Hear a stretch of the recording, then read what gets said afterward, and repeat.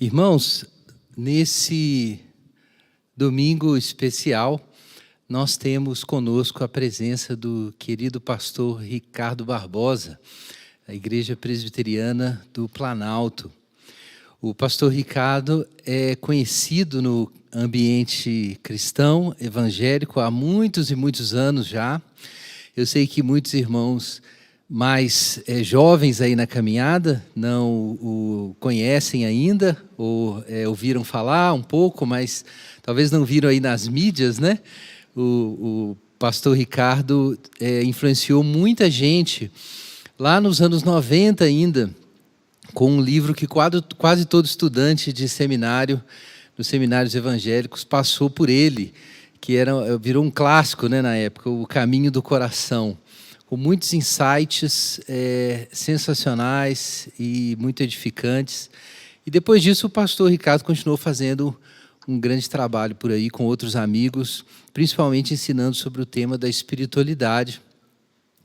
E a nossa querida Vanessa, inclusive, gastou um tempo aí estudando junto com o pastor Ricardo e com outros irmãos em Brasília.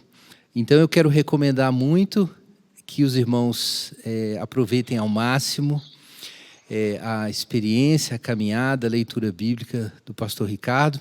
Nós vamos orar por ele agora, pela sua igreja, pela sua família, e também por esse momento aqui que a gente tem para compartilhar, para partir o pão juntos diante do Senhor. Pai, nós damos graças novamente ao Senhor por esse privilégio de termos esse momento juntos, com esses recursos, para recebermos do Senhor, para nos lembrarmos das razões por que somos cristãos, para nos lembrarmos de que foi o Senhor quem nos procurou, nos buscou, nos trouxe aqui, para nos lembrar do Evangelho, que fala da vinda do Senhor a nós, e não do que nós podemos oferecer ao Senhor. E essa, em primeiro lugar, a razão de estarmos aqui, é que o Senhor se manifestou. Nós te damos graças porque o Senhor reuniu essa comunidade para aprender junto, caminhar junto, servir junto no mundo. Te agradecemos pelo ministério, pelo serviço do pastor Ricardo, pela sua igreja. Pedimos a tua bênção para a família dele, nos desafios que eles têm enfrentado nesse momento, especialmente nas questões de saúde. E eu peço que o Senhor dê graça, unção, que o Senhor coloque a palavra do Senhor na boca do pastor Ricardo e que as nossas mentes e corações estejam abertos nessa manhã para receber aquilo que vem do Senhor. Ó Deus, que a tua palavra quebre toda rocha, ó Deus, que os nossos corações sejam amolecidos pelo Senhor, é o que nós pedimos em nome de Jesus. Amém. Graças a Deus. Deus te abençoe, pastor. Nós vamos ter um tempo Obrigado. bom agora, partindo o pão. Obrigado. Bom, eu já disse isso ontem, mas quero mais uma vez dizer da minha alegria, da honra, do privilégio de participar desse momento de aniversário da igreja, mesmo sem impedido de estar pessoalmente com vocês, de abraçá-los, mas agradecer aos pastores, Guilherme, o Igor, agradecer a Vanessa, todos que tornaram possível esse encontro. E a minha gratidão também é por terem escolhido o tema da oração como o tema desse aniversário da igreja. E é um dos temas para mim bastante caros e um dos temas talvez o tema com o qual eu sempre me encontro num grande conflito, muitas vezes numa grande luta interna para entender as implicações, os desdobramentos da oração e da fé. E uma das razões pelas quais eu vivo esse conflito é porque, como parte da cultura, do tempo que nós vivemos, né, eu percebo que sofremos de uma perda de sentido de transcendência numa sociedade, numa cultura tecnológica, científica, numa civilização, num momento da história onde nós vemos na ciência, na tecnologia, nos recursos que nós temos disponíveis diante de nós, os meios para não só respondermos às grandes questões que muitas vezes nos afligem, como também para atuar em relação a elas e aos desafios que se colocam diante de nós. E é certo que um dos princípios que sofre uma perda muito grande nesse momento da história é a oração, porque sem um sentido de transcendência, a oração ela se perde. Ela perde o seu sentido, perde o seu significado, perde o seu valor, perde o seu lugar na vida da igreja. Torna-se um elemento, muitas vezes, devocional ou litúrgico, mas para um consumo pessoal ou como parte dos nossos rituais litúrgicos, mas não como expressão de um relacionamento transformador, de um relacionamento que envolve o poder de Deus na nossa vida. Eu queria começar trazendo duas citações muito parecidas, embora elas tenham mais de 1000 anos de diferença entre uma e outra, né? A primeira é de João Crisóstomo, que foi bispo de Constantinopla, onde ele fala sobre o valor, sobre o poder da oração e da fé na vida da igreja e na história cristã. Ele viveu no século IV até o início do século V, e ele diz assim sobre a oração. Veja só o valor que ele dava à oração. O poder da oração subjugou a força do fogo, reprimiu a fúria do leão, trouxe descanso à anarquia, extinguiu guerras, apaziguou os elementos da natureza, expulsou demônios, rompeu as cadeias da morte, abriu os portões do céu, curou enfermidades, repeliu fraudes, resgatou cidades da destruição, parou o curso do sol e deteve o avanço da tempestade. A oração é uma armadura eficiente, um tesouro que nunca diminui, uma mina que nunca se exaure, um céu que não fica coberto por nuvens, um céu sem tempestade. É a raiz, a fonte, a mãe de milhares de bênçãos. Isso foi dito pelo João Crisóstomo. Depois nós damos um salto, já no século XVII, e Jeremy Taylor, um clérigo da Igreja da Inglaterra, um dos grandes escritores daquela época e que permanece sendo reconhecido como um dos grandes escritores da língua inglesa, ele disse o seguinte sobre a oração: as orações de homens santos apaziguam a ira de Deus, afastam tentações, resistem ao diabo e o vencem.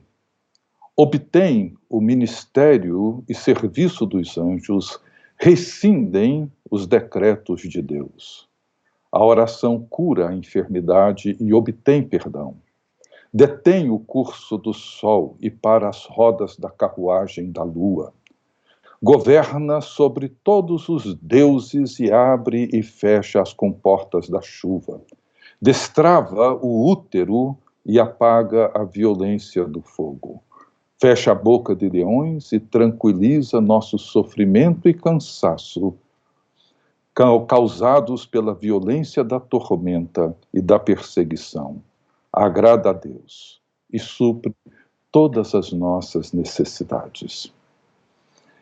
É impressionante como que a história bíblica e a história da igreja não podem ser contadas e nem compreendidas sem levar em conta o lugar da oração no povo de Deus, na vida do povo de Deus, tanto Crisóstomo como Taylor, e passando por tantos outros. E se você quer se aprofundar no assunto, o livro de Calvino sobre oração, que é tirado das Institutas, todos eles reconhecem a importância que a oração deve ocupar na vida cristã e na vida da igreja.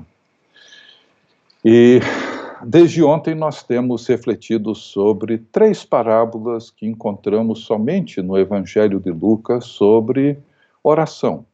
E como eu disse ontem, essas parábolas não são sobre a oração no sentido de dar uma forma, alguma regra, não. Essas parábolas, elas trazem elementos que nos ajudam a entender o significado, o sentido, não só da oração, como de quem ora, e o Deus a quem as nossas orações são dirigidas. A primeira encontra-se em Lucas 11, logo após a oração do Pai Nosso, quando os discípulos pedem para Jesus: Senhor, ensina-nos a orar, e essa é a primeira oração que precisamos fazer, e essa oração precisa permanecer ao longo da nossa vida. Senhor, ensina-nos a orar, mesmo porque Paulo mesmo reconhece que não sabemos orar como convém. E, Senhor, ensina-nos a orar, essa precisa ser a nossa súplica diária. E Jesus nos ensina a orar com uma oração. Ele não nos ensina a orar com alguma cartilha. Ele apresenta uma oração, e a nossa oração precisa ser estruturada dentro dessa oração que Jesus nos ensinou, que é conhecida como o Pai Nosso. Logo depois da oração do Pai Nosso, em Lucas 11, Jesus, então, traz uma parábola. A primeira parábola que tratamos ontem, que aparece, na minha opinião, de uma forma inconveniente, como título do amigo inoportuno, quando, na verdade, é uma parábola que fala sobre o amigo generoso. Talvez esse seria um título mais adequado para essa parábola. Muitas vezes somos levados a pensar que o ponto central da parábola é a importância de sermos insistentes, de importunarmos a Deus até que Ele nos atenda.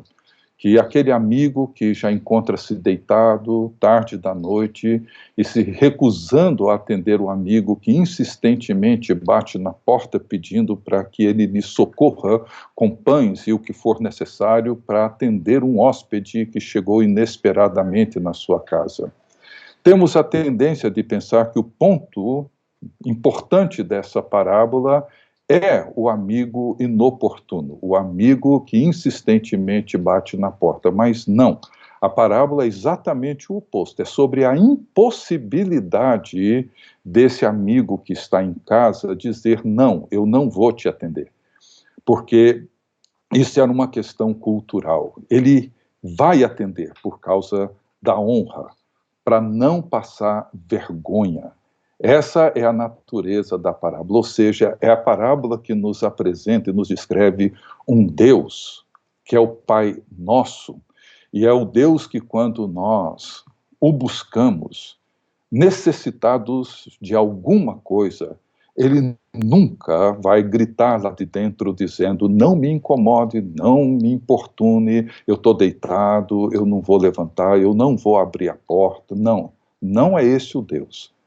É o Deus que nos convida a pedir, buscar e bater. Pedi e dar-se-vos-á. Buscai e achareis. Batei e abrir-se-vos-á. E é o Deus que nos dá não apenas aquilo que necessitamos, mas Ele nos dá a si mesmo. Ele nos dá o Espírito Santo. A segunda parábola foi sobre a viúva e o juiz iníquo, em Lucas 18. E essa viúva que mostra, que caracteriza a figura de uma pessoa vulnerável, frágil, e que procura um juiz que é iníquo, é corrupto, para que esse juiz julgue uma causa dela, e esse juiz se recusa por um bom tempo a julgar a sua causa. Mas, de repente, diante da insistência dela, E essa parábola vai enfatizar a necessidade de sermos perseverantes diante da insistência dela e com receio de que ela viesse a molestá-lo. E como eu disse ontem, a palavra de molestar não significa uma coisa assim, simplesmente de incomodar. A tradução correta seria para que ela não venha a me deixar com o olho roxo.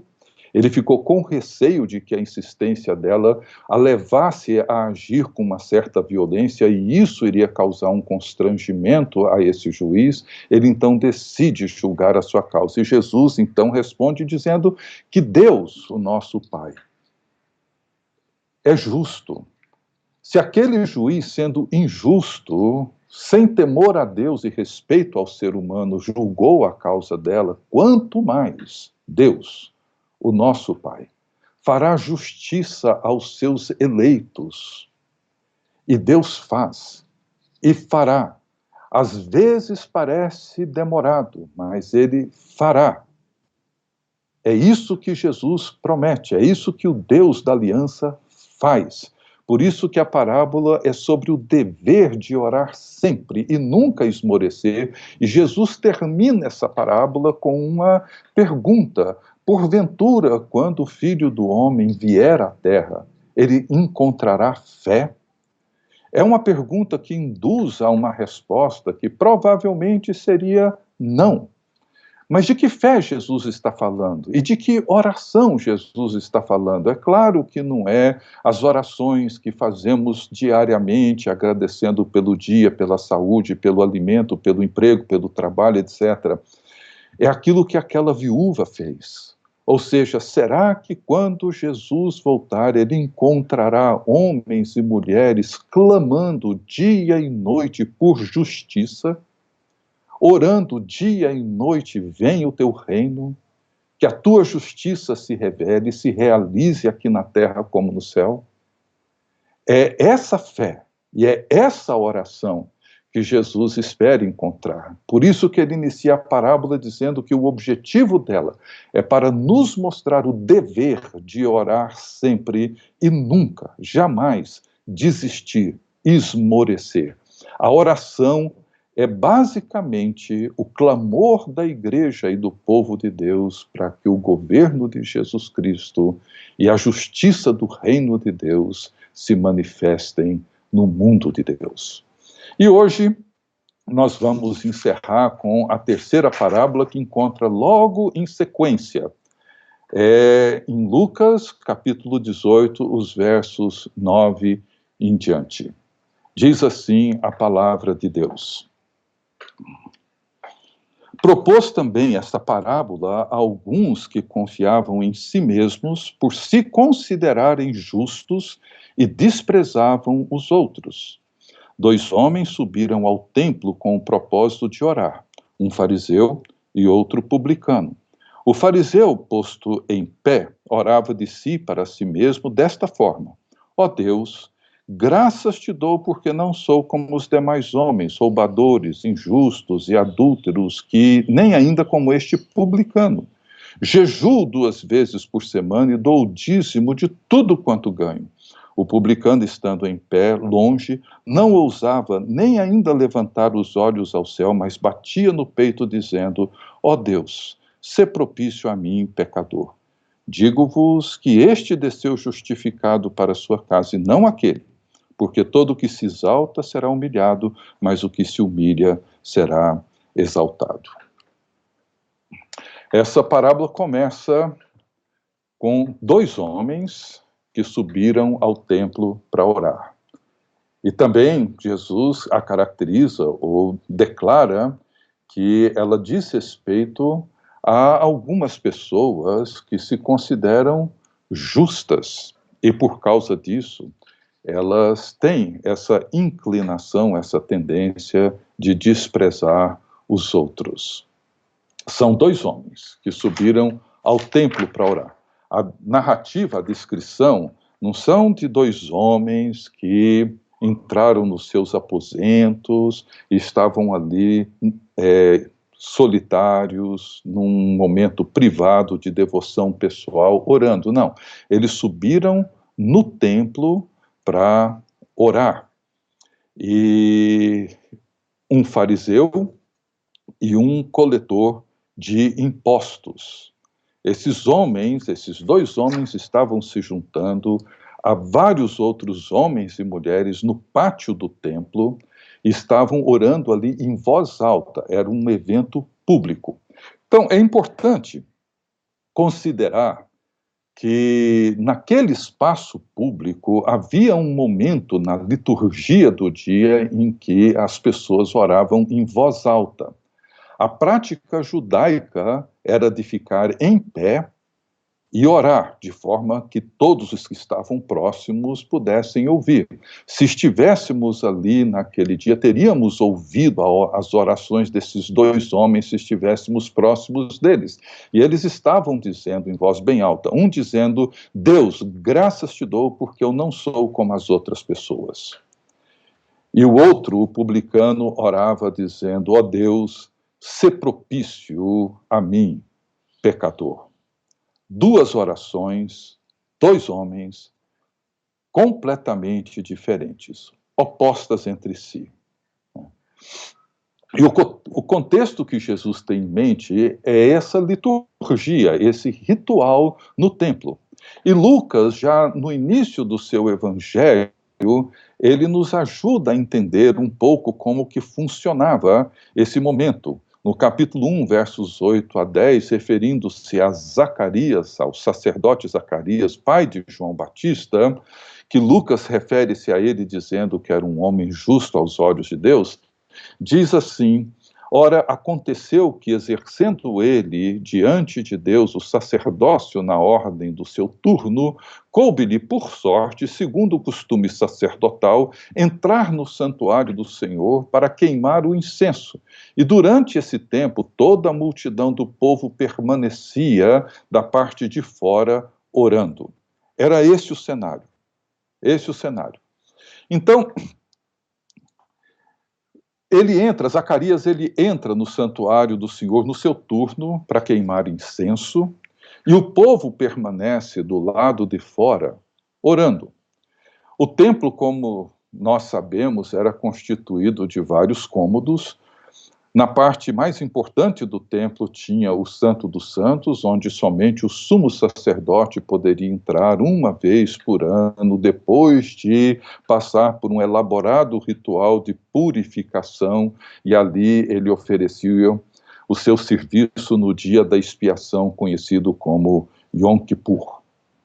Do lado de fora do Santo dos Santos estava o Santo Lugar. E é aqui que sacerdotes como Zacarias ofereciam incenso, que era o símbolo das orações do povo de Israel. E do lado de fora do santo lugar estava o grande altar, onde o cordeiro era colocado após o sacrifício pelos pecados do povo. Então veja, o santo lugar, o Santo dos Santos, era o lugar do encontro.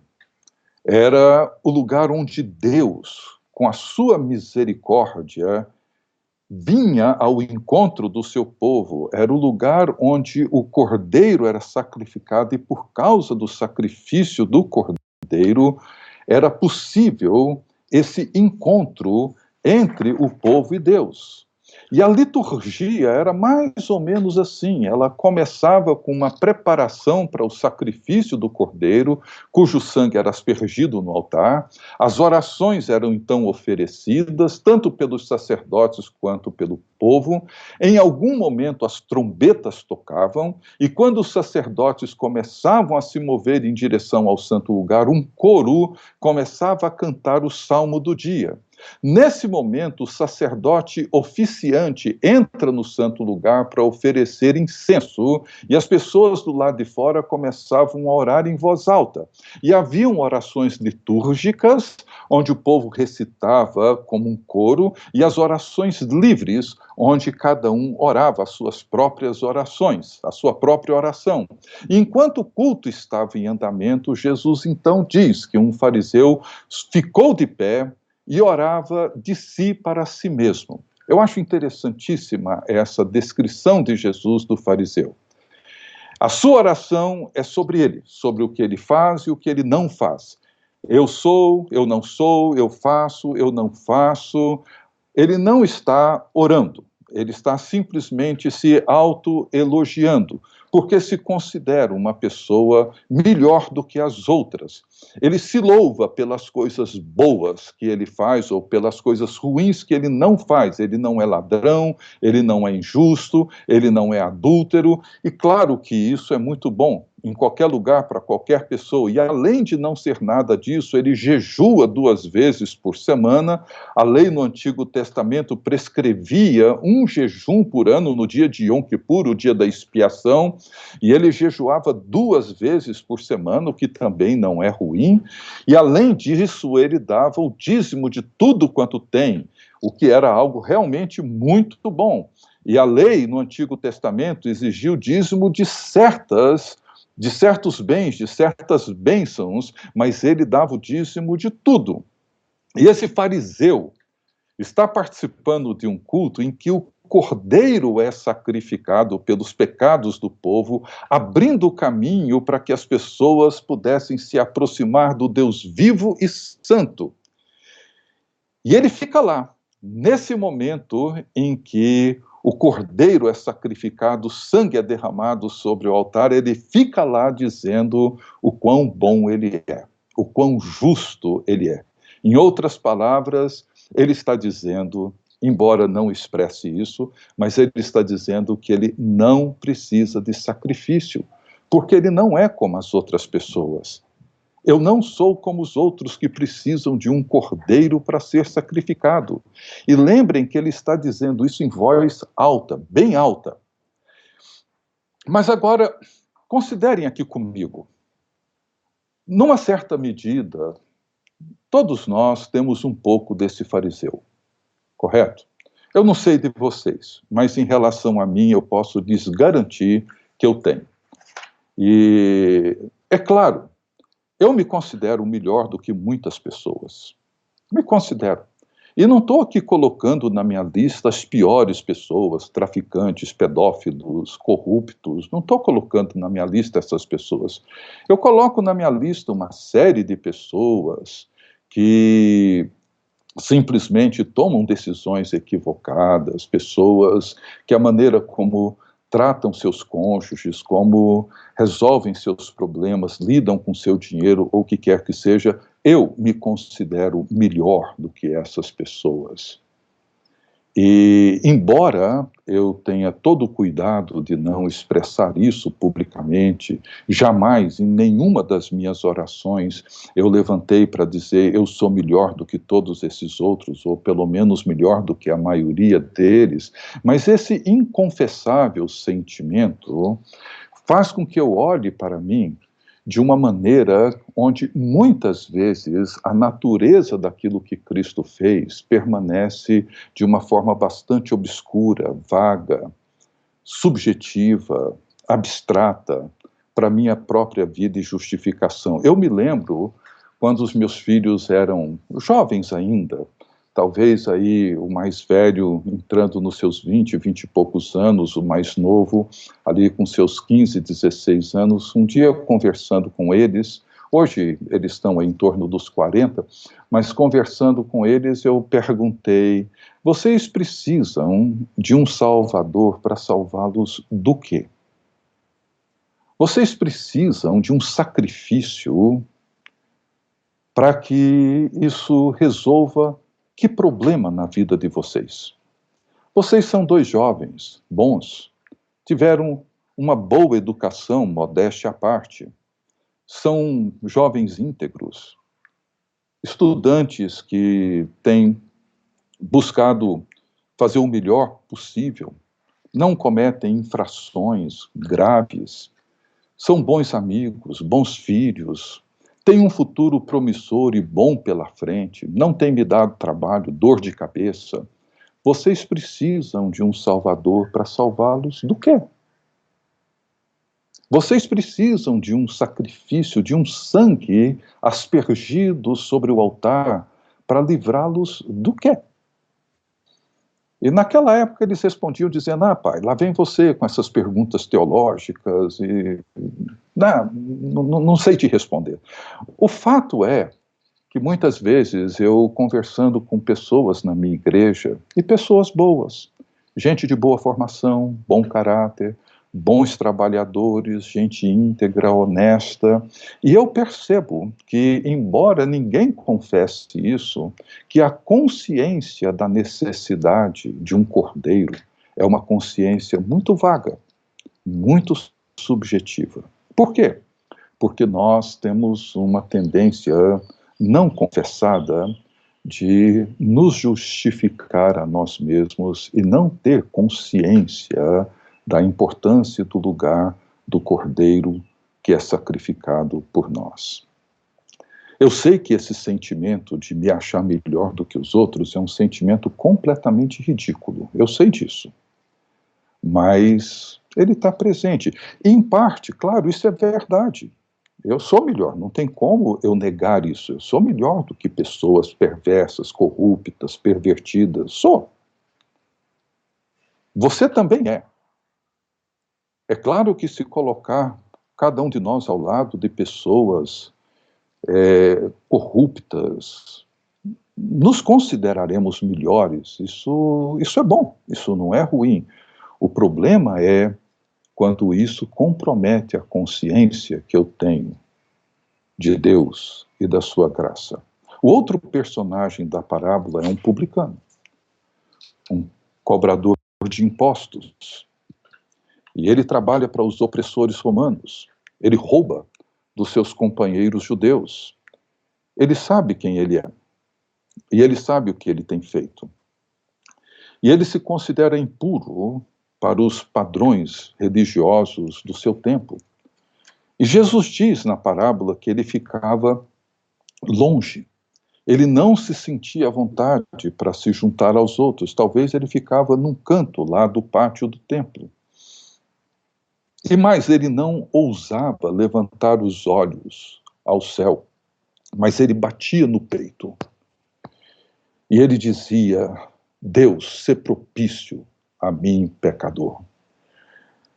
Esse escritor, o Kenneth Bailey, ele diz que somente uma pessoa em profunda angústia batia no peito e dizia: Deus, sê propício a mim, pecador.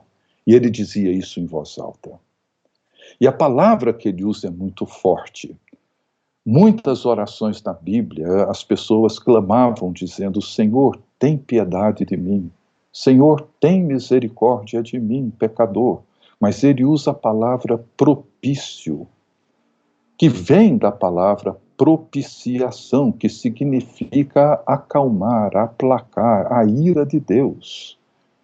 Ele sabe que diante do seu pecado, ele sabe que diante da sua iniquidade, a ira de Deus é justa. E ele grita para Deus: Deus, não levante a sua ira contra mim. É como se ele estivesse ali ouvindo as trombetas anunciando que o cordeiro foi abatido e gritasse dizendo: ó Deus, que este sacrifício seja por mim. Que este cordeiro seja imolado por mim, sê propício a mim, pecador. Então veja, dois homens sobem o templo para orar, e um deles orou dizendo: Deus, eu te agradeço, porque eu não sou como esses outros homens e mulheres por aí, eu sou melhor do que eles, o meu caráter, a minha fé, a minha vida religiosa é muito melhor do que a de todos eles. E o outro ora gritando, dizendo: Deus, que este sacrifício seja por mim. Sê propício a mim, pecador. E ambos, depois do ofício religioso, voltam para casa e Jesus diz que apenas um deles voltou justificado para casa. O que isso diz respeito à oração? Eu queria fazer algumas rápidas considerações com vocês. A primeira delas, isso eu venho pensando já há algum tempo, toda oração, ela tem um elemento teológico e um elemento antropológico. Em outras palavras, toda oração, ela pinta um retrato de Deus e um retrato nosso. A linguagem da oração, ela expressa aquilo que pensamos de Deus e aquilo que pensamos de nós mesmos. Por isso que é muito importante. E quando nós olhamos na Bíblia, nós percebemos isso claramente. Mas se olhamos, ou se olharmos para as nossas próprias orações, nós percebemos. Eu vou citar aqui 2 exemplos que são, de certa forma, até bastante ridículos, mas eu já vi. Não são exemplos que eu inventei. Mas são ridículos porque são. Por exemplo, eu já ouvi relatos de pessoas, por exemplo, que oram pedindo vaga de estacionamento. Eu imagino que aí em Belo Horizonte vocês não devem encontrar pessoas assim, mas gente que ora. Sai atrasado de casa e ora pedindo para que Deus providencie uma vaga de estacionamento. O que uma oração dessa revela sobre quem eu sou e revela sobre quem Deus é? Uma linguagem, uma oração assim, diz muito a respeito de Deus e diz muito a respeito de mim. Talvez para muitos Deus não passa de um flanelinha esperto. Talvez para muitos nós olhamos para Deus e nos vemos como pessoas que fazem o melhor uso de Deus. Isso reflete muito sobre quem eu sou, o meu egoísmo, o meu narcisismo, estão bem expressos na linguagem da oração. Eu já ouvi uma pessoa me contar, por exemplo, que fez uma viagem até os Estados Unidos, foi a Miami, e comprou aquele mundo de bugiganga, quinquilharia, encheu as malas todas que tinha direito, e na volta ele veio orando para que Jesus fechasse os olhos dos fiscais da alfândega. O que uma oração dessa diz a respeito dessa pessoa e diz a respeito do Deus a quem ela ora? Eu poderia citar vários outros exemplos do pai ou da mãe que, diante da preguiça do filho que nunca estudou, nunca levou a sério a sua vida acadêmica, no momento do vestibular, de um concurso, ora quase que pedindo para que o Espírito Santo, assim, numa forma que a gente encontra muito noutras expressões religiosas, tome a mão do filho e vá marcando as respostas certas para que ele possa entrar naquele concurso sem ter necessariamente estudado, sem fazer justiça para aquilo. Veja bem, a imagem que construímos de Deus na prática da oração revela que muitas vezes olhamos para Deus e o consideramos um Deus injusto, um Deus que fura a fila por nós, um Deus que comete injustiças em relação a outras pessoas porque nós nos consideramos melhores do que os outros. Nos consideramos merecedores de um melhor salário, de um melhor emprego, de uma melhor saúde, seja o que for, do que os outros. Então, toda oração, ela pinta um quadro teológico e antropológico. Se queremos conhecer a teologia de uma pessoa, ou às vezes até mesmo a teologia de uma igreja, basta prestar atenção na linguagem da oração. Eu já vi muitas pessoas criticando, e criticamos, eu critico, as igrejas que praticam essa chamada teologia da prosperidade, onde líderes vão nos púlpitos afirmando o direito que nós temos de ter o melhor, de que Deus não nos fez para sermos cauda, mas cabeça, etc., que nós precisamos ter os melhores lugares, as melhores posições na empresa, o melhor isso, o melhor aquilo, na verdade, somos filhos do rei, por aí vai. É muita bobagem que se ouve.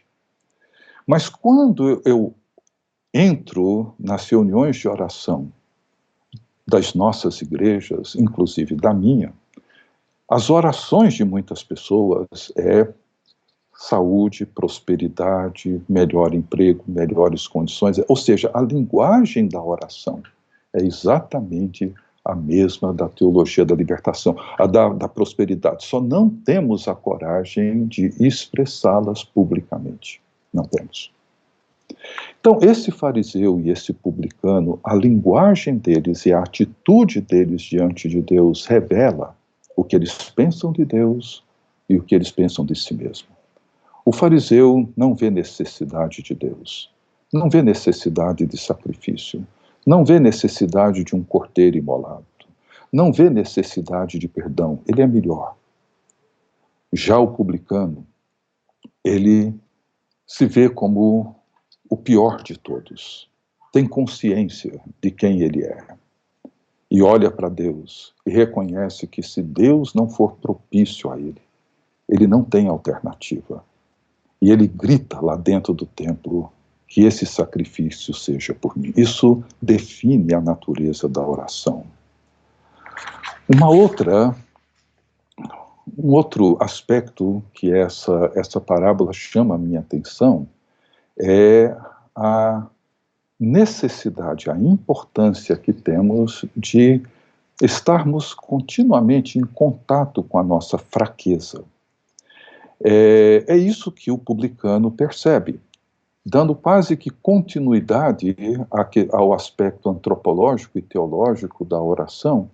O que eu percebo aqui nessa oração, nessa atitude do fariseu e do publicano, é aquilo que Paulo descreve no final da sua segunda carta aos Coríntios. Quando ele, sofrendo as rejeições que ele sofreu, que estava sofrendo na igreja de Corinto, ele começa a reagir usando os argumentos da sua competência, da sua habilidade, dizendo, olha, eles são fariseus, eu sou muito mais, eles são isso, eu sou muito mais, eles fizeram isso, eu fiz muito mais. E Paulo diz que não estaria mentindo se chegasse até mesmo a contar as grandes visões e revelações que ele teve no Senhor. Ele não estaria sendo nécio, porque elas foram reais, elas foram verdadeiras. No entanto, Paulo, num dado momento, ele interrompe o seu argumento e diz assim, mas eu prefiro que vocês conheçam as minhas fraquezas e não as minhas grandes virtudes, visões, revelações que eu tive no Senhor. Porque quando eu sou fraco, aí é que eu sou forte. Porque o poder se aperfeiçoa na fraqueza. Meus queridos amigos, amigas, esse é um dos princípios para mim mais importantes na prática da oração. Se nós não tivermos contato com a nossa própria fraqueza, se nós não entendermos a nossa própria fragilidade e limitação, nós nunca entenderemos o sentido e o lugar da oração. Nunca. Paulo era uma pessoa competente. Ele certamente era e sabia que era melhor do que aqueles intrusos que estavam ali invadindo as casas de irmãos e irmãs, novos na fé, frágeis. Ele era melhor. Muito melhor, ele era brilhante, mas ele não nega a sua competência, não nega as visões que ele teve no Senhor, não nega as experiências que ele teve, o conhecimento que ele tinha, ele não precisa negar nada disso. No entanto, ele percebe que na gramática da fé, a fraqueza precisa ser percebida, reconhecida e valorizada, porque o poder de Deus se expressa e se manifesta nas brechas deixadas pelas nossas fraquezas. Uma vez eu ouvi do Dr. Houston, que tem sido meu mentor nesses últimos 30 e poucos anos, hoje ele já está completando 98 anos, mas continua bem, graças a Deus. Ele disse uma vez, numa aula, o seguinte, ele falou, se você quer conhecer o seu dom, não procure entender, pesquisar, saber quais são as suas grandes virtudes e grandes habilidades. Se você tem grande habilidade para ensinar, para evangelizar, para fazer isso ou aquilo, ótimo, utilize isso para o bem da igreja e para a glória de Deus. Mas se você quer descobrir de fato qual é o seu dom, primeiro conheça as suas fraquezas. O dom de Deus é o poder de Deus atuando através da sua fraqueza. Esse é o seu dom. Descubra aquilo para o qual você não é capaz, aquilo que você não consegue. E aí você vai se colocar de joelhos e vai orar. E Deus vai agir através de você e você vai ter certeza que aquilo não foi simplesmente fruto da sua grande competência, mas do poder e da misericórdia de Deus. É assim que a gente descobre o dom. Não é preenchendo aqueles questionários e depois você soma os pontos de cada pergunta e diz, meu dom é de ensino. Não. Entre em contato com a sua fraqueza. Entre em contato. Talvez você seja um daqueles que diz, eu jamais conseguiria cuidar de enfermos, fazer visita aos hospitais, e eu não consigo lidar com o sofrimento, com a dor, com a morte, é simplesmente inadmissível para mim. Talvez ali esteja o seu dom, porque é ali que o poder de Deus irá se manifestar. Então, a fraqueza é o que Paulo reconhece que nos coloca de joelhos. Ele diz que Deus colocou, que foi colocado, um espinho na carne, um mensageiro de Satanás para esbofeteá-lo todos os dias. Ele diz que orou pedindo para que Deus removesse aquilo, mas a resposta de Deus foi, olha, eu quero que você entenda uma única coisa, a minha graça te basta, porque o poder se aperfeiçoa na fraqueza.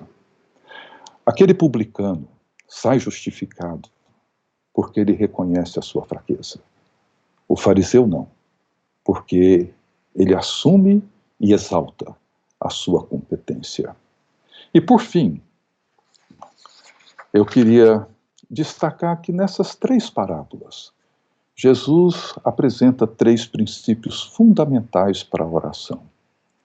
O primeiro deles é reconhecer a enorme generosidade, bondade, disposição de Deus em nos ouvir e atender às demandas das nossas súplicas. Deus é um Deus poderoso, é um Deus amoroso, e facilmente nós nos esquecemos disso e achamos que o valor da súplica está na minha capacidade de incomodar a Deus, na minha capacidade de importuná-lo, e não na natureza generosa com que Deus se revela a nós. Precisamos reconhecer que Deus não age porque eu sou bom. Deus não me abençoa porque Ele me acha bacana. Deus age por causa da honra do seu nome. É somente por causa disso que Ele age. Mas nós facilmente esquecemos, achamos que Deus nos abençoa porque nós merecemos, como o fariseu. Da parábola da viúva, nós facilmente nos esquecemos de clamar pela justiça porque ela sempre nos parece demorada. E muito mais cedo do que imaginamos, nós jogamos a toalha e desistimos. E Jesus diz, olha, Deus, o nosso Pai, é justo e fará justiça aos seus eleitos. Pode parecer que Ele demora, mas Ele não demora. Permaneça orando sempre, para que quando Ele voltar, Ele encontre homens e mulheres que perseveraram na fé, clamando, vem o teu reino. Que a tua vontade seja feita assim na terra como no céu. E por fim, nós somos resistentes à graça de Deus, porque nós somos modernos, nós somos bons, nós somos competentes, nós somos habilidosos, nós somos como os cristãos da igreja de Laodiceia, somos ricos e abastados e não necessitamos de coisa alguma. E mal sabemos que somos miseráveis, pobres, cegos. E Jesus encontra-se do lado de fora, batendo na porta, querendo entrar. E nós menosprezamos a graça, porque nos consideramos ricos e abastados. Por isso que a igreja de Laodiceia não orava, não precisava de orar. Tem tudo. Tem gente inteligente, gente competente, tem tecnologia. Não precisa disso. A oração requer de nós consciência da nossa fraqueza. Então, que essas 3 parábolas te inspirem na vida de oração e te anime a seguir orando sempre, nunca desistindo, reconhecendo que Deus pode parecer demorado, mas Ele nunca deixa de atender nossas necessidades e fazer com que a justiça dele se manifeste na terra como no céu. Que Deus abençoe todos vocês e recebam o meu abraço carinhoso e a minha profunda gratidão por essa igreja e pelo que ela tem feito, não só aí entre vocês, mas por esse país. Deus abençoe a todos.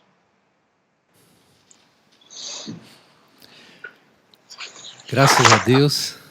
Muito obrigado, pastor Ricardo, por compartilhar o pão com a gente.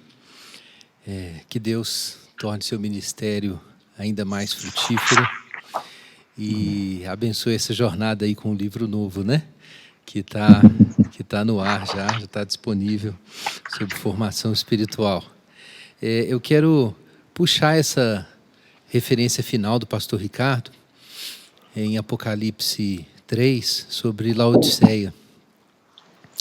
Eu te aconselho que compres de mim ouro refinado no fogo para que te enriqueças, roupas brancas para que te cubras e a vergonha da tua nudez não seja mostrada, e colírio para que aplique sobre os teus olhos e enxergues. Eu repreendo e castigo a todos quantos amo. Sê, pois, zeloso e arrepende-te. Estou à porta e bato. Se alguém ouvir a minha voz e abrir a porta, entrarei em sua casa e cearei com ele e ele comigo. Graças a Deus. Tantas vezes a gente cita esse trecho da palavra pensando em pessoas que precisam conhecer Jesus pela primeira vez, mas aqui é uma carta para as igrejas, irmãos.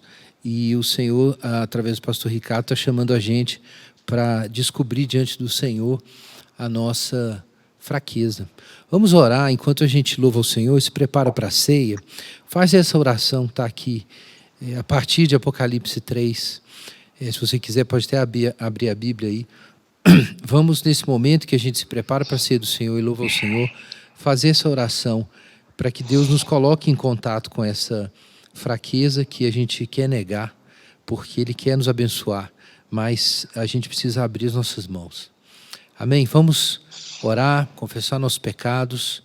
É o nosso momento de abrir a alma para a luz do Senhor. Amém?